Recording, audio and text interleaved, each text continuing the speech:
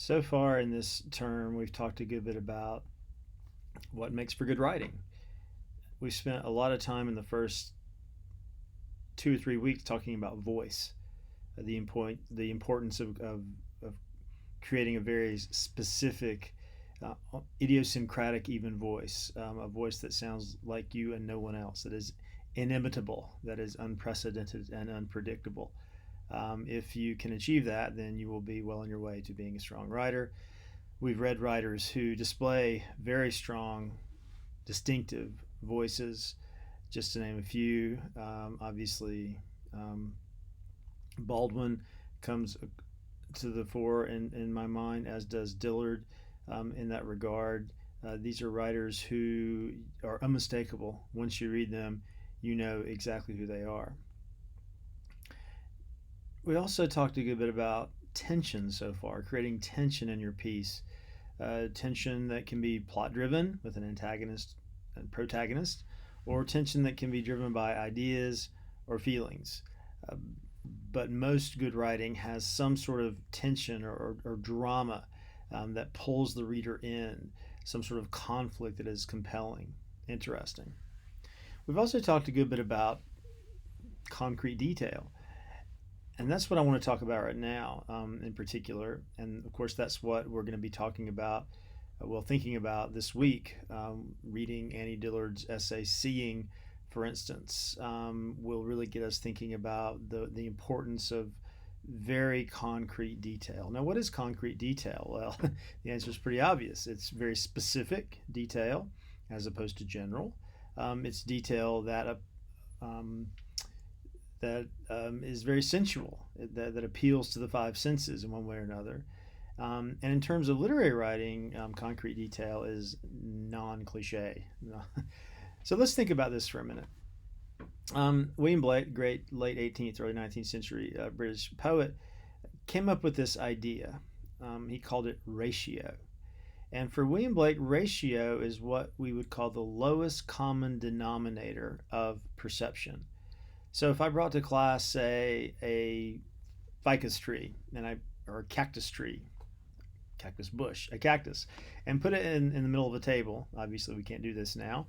And I ask each of you to describe this cactus. And at the end of, say, 10 minutes after each of you had described it, I took all of your papers up and I collated them, and I came up with the top 5 adjectives that you use to describe the cactus. And if I then said, well, clearly, these 5 adjectives describe the cactus, that's what the cactus is. If you use adjectives outside of these 5, that means you're not accurately describing the cactus. This is the lowest common denominator of perception. It's kind of agreed upon generalities that, yes, allow us to communicate with each other easily, but that often thwart powerful literary language. William Blake gives an example. He says, when I look at the sun, I do not see a coin in the sky. I see a heavenly host of angels crying, holy, holy, holy.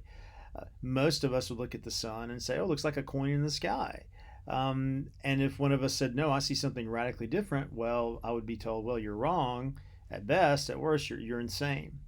So Blake really cultivated the idea that to write in generality is a failure to cultivating your own personal way of perceiving, and ultimately a failure of imagination. To return to that idea of ratio, think of it this way. How many times in your life have you seen a robin? Hundreds, maybe thousands. The first time you saw a robin when you were young, your mind was blown, like, whoa, what is this? This reddish, grayish, feathery creature with a beak and legs. In other words, when you first saw it, you had no word for it. And because you had no word for it, you had no mental conception of it. Well, now if I say the word robin, probably what pops in your head is some vague notion of robinness. Not one robin or another, but sort of every robin.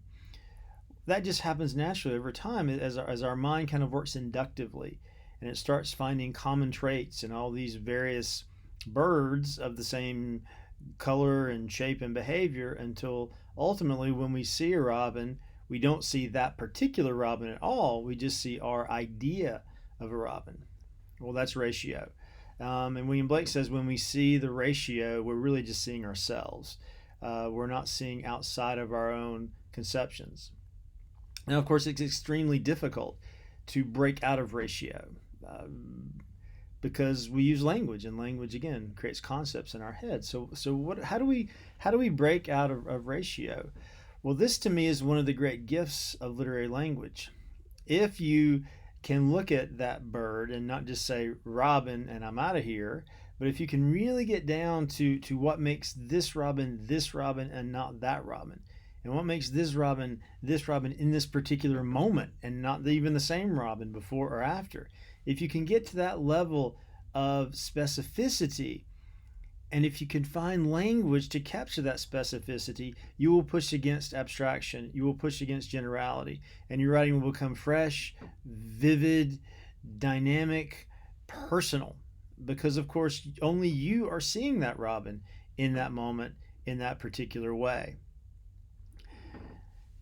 Ezra Pound, early 20th century modernist poet, most famous for his cantos, early in his life was very interested in pushing against abstract language in poetry, much like Blake.